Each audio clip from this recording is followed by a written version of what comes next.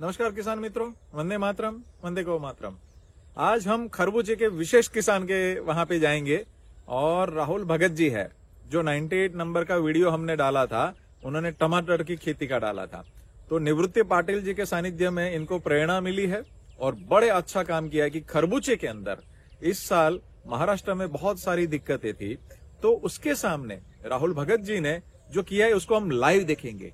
उनको पर प्लांट में 2 से 5 बैठे हैं और केमिकल वालों को 2 से 3 बैठे हैं। इनका खर्चा उनसे 60-70% कम है और इनके फील्ड का रौनक हमने देखा और बड़ी खुशी हुई। तो हृदयपूर्वक निवृत्ति जी, आपका धन्यवाद कि आपने ऐसे किसान बंधु के घर पे खुशियां लेकर के आए हैं। और राहुल जी, आपको विशेष में धन्यवाद कहूंगा कि टमाटर करने के बाद पहले कंट्रोल प्रयोग किया था उन्होंने, फिर खरबूजे का पूरा प्लॉट किया है। तो उसके लश कलर और उनका वजन भी बहुत बड़ा है फल का, और मिठास भी बदली है और उत्पादन भी बढ़ा है। तो बिल्कुल राहुल जी, आपसे बहुत सारे किसान प्रेरणा ले, ऐसी मैं हृदयपूर्वक कहता हूं भावना। और दूसरे खरबूजे वाले किसान मित्रों, ये देख करके आप जरूर गौ माता के ऊपर श्रद्धा रख करके सही ढंग से प्रयोग करिए। आधा अधूरा नहीं करना। गोबर को कैसे डालना, गौ कृपा कैसा डालना, तो यहाँ पे पूरा निःशुल्क प्रशिक्षण दिया जाता है। वहां पे मराठी में, महाराष्ट्र में निवृत्ति जैसे बंधु बहुत हृदयपूर्वक वहां पे सेवा कर रहे, तो उनसे आप संपर्क आपके नजदीक के किसान कर सकते हैं और इसमें से आगे बढ़े। बहुत बहुत धन्यवाद। वंदे मातरम, वंदे गौ मातरम। नमस्कार शेतकरी बंधूंनो, सर्वांना जय गोमाता। जय गोमाता। आज आपण कोंडोली तालुका मानोरा येथील श्रीमान राहुल भाऊ भगत या शेतकऱ्याच्या शेतात खरबूजच्या प्लॉटमध्ये आज आपण आहोत।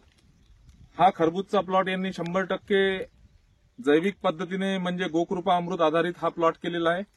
यांनी गेल्या हंगामात म्हणजे 4 ते 6 महिने आधी अर्धा प्लॉट ट्रायल म्हणून टोमॅटोचा अर्धा प्लॉट त्यांनी गोकृपा अमृतवर केला होता व त्यांना त्याचे अप्रतिम रिझल्ट मिळाले होते।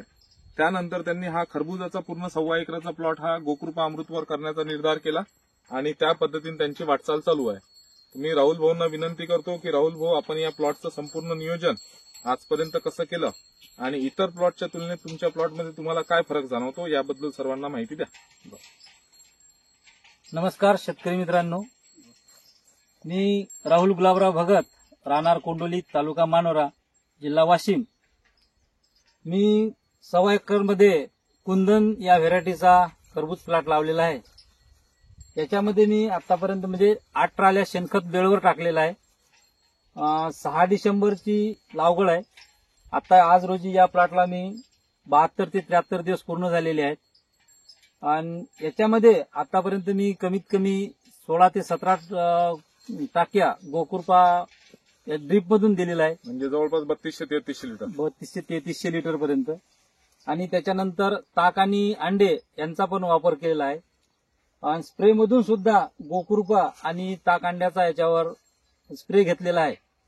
तर मी मागच्या वर्षीच्या खरबूजचा प्लॉट लावलेला होता तो पूर्ण रासायनिकवर लावलेला आहे आणि हा गोकृपावर लावलेला आहे। तर या दोन्ही याची तुलना जर केली तर रासायनिक मध्ये आणि गोकृपामध्ये जी सेटिंग मला बघायला मिळाली, ते सेटिंग याच्यामध्ये रासायनिक पेक्षा 1.5 जास्त आहे। आणि खर्चाचा जर विचार केला तर आज रोजी मी या प्लॉटला 1 रुपयाचाही सुद्धा रासायनिक किंवा केमिकल 1 रुपयाचा सुद्धा वापर केलेला नाही। आणि मागच्या वर्षी जे मी खरबूजचा प्लॉट लावलेला आहे त्यांना कमीत कमी 40 ते 50 हजार रुपयाचा रासायनिक खताचा खर्च आणि 15 ते 20 हजार रुपयाचा फवारणीचा खर्च हे खर्च केलेला आहे। तरी मला त्याच्यातनी जी अपेक्षा होती ते उत्पन्न मिळालेलं नाही। आणि आज रोजी मी याच्यातनी रासायनिक किंवा केमिकलचा कोणताही खर्च केलेला नसला। या प्लॉटमध्ये सुद्धा 12,000 झाडाची लागवड होती आणि या प्लॉटमध्ये सुद्धा 12,000 झाडाची लागवड आहे। तरी या दोन्ही याची जर तुलना केली तर मला त्याच्यापेक्षा यातनी माल जास्त दिसत आहे, सेटिंग जास्त दिसत आहे आणि झाडाची क्वालिटी जी आहे हे पूर्ण असा भरगच्च, पूर्ण या 1.25 एकरामध्ये भरगच्च अशी जमीन दिसत नाही अशा पद्धतीने हा प्लॉट पूर्ण सेट झालेला आहे। ही फक्त आणि फक्त गोकृपाचाच अनुभव आहे। इतर शेतकऱ्यांचे तुम्ही यावर्षी काही प्लॉट बघितले का आणि त्यांचे प्लॉटची कंडिशन कशी आहे? हो, इतर शेतकऱ्याचे पण मी प्लॉट बघितले की जेणेकरून त्यांना रासायनिकचा वापर केला, केमिकलचा वापर केला, तर त्याच्या तुलनेत माझी जी सेटिंग आहे हे 1.5 पट सेटिंग जास्त झालेली आहे आणि फळाची साईज जी आहे ही फळाची साईज तर त्यांच्यापेक्षा माझ्यातली 1.5 साईज वाढलेली आहे। आतापर्यंत मी जवळपास कमीत कमी 4 ते 5 प्लॉट गोकृपा रासायनिक वरले त्यांचे म्हणजे माझा गोकृपाचा प्लॉट कसा आहे आणि त्यांचा रासायनिकचा प्लॉट कसा आहे या उत्सुकतेनं मी जास्तीत जास्त त्यांचे प्लॉट फिरलो.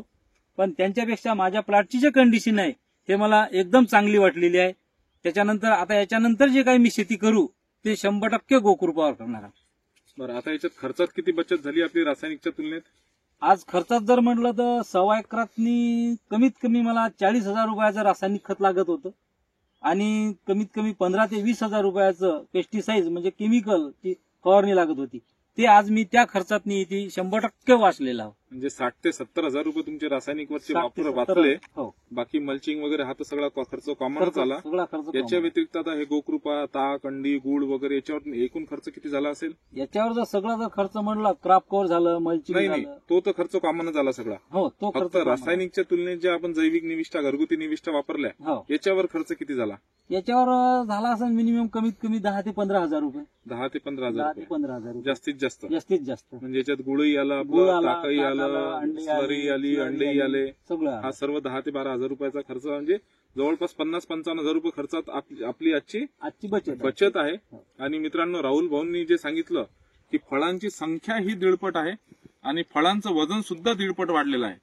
म्हणजे एकंदरीत जर विचार केला तर हे उत्पादन 2 ते 2.5 पट रासायनिक प्लॉटच्या तुलनेमध्ये जाईल. आज काय भाव मागत आहेत व्यापारी? आज 22 रुपयांनी मला मागितला, मी दिला नाही. 22 रुपयांनी आपल्याला मागितला आणि अंदाजे तुमचा माल कमीत कमी किती निघेल याच्यात? कमीत कमी 25 ते 26 टनापर्यंत माल निघाला. 25 ते 26 टन मित्रांनो या गोकृपा अमृतच्या प्लॉटमध्ये माल निघेल 1.25 एकरात. आणि आजच्या कंडिशनला 22 रुपयांनी त्यांना व्यापाऱ्यांनी मागितलेला आहे, परंतु त्यांनी दिला नाही. जवळपास अंदाजे जर विचार केला तर 6 लाख रुपयापर्यंत यांना उत्पादन, ते पण फक्त 15 ते 20,000 रुपये निविष्ठांवरचा खर्च करून. त्याच्या व्यतिरिक्त ड्रिपचा आणि मल्चिंगचा खर्च आला असेल तो वेगळा असेल. तर हे जे सर्व घडलेलं आहे तर याचं म्हणजे काय रासायनिक आणि या गोकृपामध्ये तुम्हाला एकंदरीत काय वाटते? नाही, गोकृपावरलं जे आता शेती जी आहे हे 100% चांगली आहे. गोकृपा अमृत पद्धती वापरायसाठी किचकट आहे, सोपी नाही आहे? नाही, सोपी आहे. सोपी आहे. हो, एकदम सोपी आहे. काही नाही वापरायला नाही, काही अडचण काही नाही. वापरायला काही अडचण बरं, नाही. आता एकंदरीत या प्लॉटमध्ये जर आपण पाहिलं तिथे तुमचे काही निळे सापळे नाही दिसत, नाही नाही, काहीच पिवळे सापळे दिसत नाहीत, फळमाशीचे सापळे दिसत काहीच नाही, नाहीत. काहीच नाही. फळमाशीचे सापळे न लावता सुद्धा फळमाशीचा अटॅक अटॅक अजिबात नाही. एकही फळमाशीचा एकही फळमाशी तुम्ही पूर्ण प्लॉट फिरा, एक जरी मला फळ तुम्ही काढून द्या हे फळमाशीचं फळ आहे म्हणून, एकही फळ तुम्हाला फळमाशी दिसणार नाही. कुठेच ट्रॅप नाही, चिकट निळे सापळे नाही, पिवळे सापळे नाही, फळमाशी ट्रॅप नाही, कुठलंच नाही, काहीच नाही. चला, धन्यवाद राहुल भाऊ. नियोजन कसं करता भाऊ? हा? खताचं नियोजन थांबा, शेणखत नियोजन. हे जे आहे एकंदरीत आता गोपालभाई सुतारिया, हो. गोकृपा अमृतचे जनक, की ज्यांनी आपला हा गोकृपा अमृत आपल्याला उपलब्ध करून दिलं, ते पण मोफत मध्ये उपलब्ध करून दिलं. हो. आणि आपले गोविंद देशमुख, की ज्यांनी गोकृपा अमृतचा आपल्या विदर्भात म्हटला किंवा वाशिम जिल्ह्यात पहिला ट्रायल घेतला होता हळदीवर.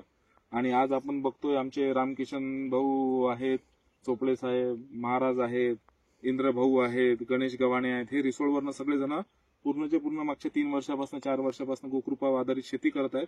आणि आज तुम्हाला प्रोत्साहन देण्यासाठी किंवा तुमच्याकडून शिकून घेण्यासाठी आज सर्व मंडळी तुमच्या इथं आलेली आहे.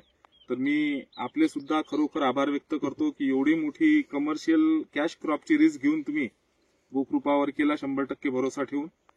गोपालभाई सुतारियाजींचे, बन्सीगीर गोशाळेचे, त्यांच्या संपूर्ण टीमचे मनपूर्वक आभार व्यक्त करतो. आणि मी निवृत्ती पाटील, कृषी विज्ञान केंद्र करडाच्या वतीने आपल्या सर्वांचे खूप खूप मनस्वी आभार व्यक्त करतो. धन्यवाद. जय गोमाता. जय